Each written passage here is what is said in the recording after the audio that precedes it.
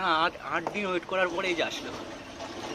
8 দিন, 3 তারিখে মানে অর্ডার করেছিলাম আমি। তাহলে এটা মানে হরিণঘাটাতে ছিল না। না না না।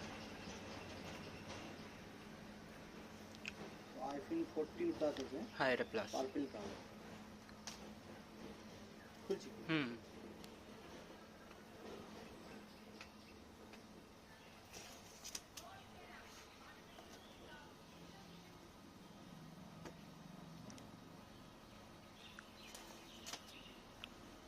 এই কালার ভেরিয়েন্টের জন্য ওয়েটটা করতে হলো।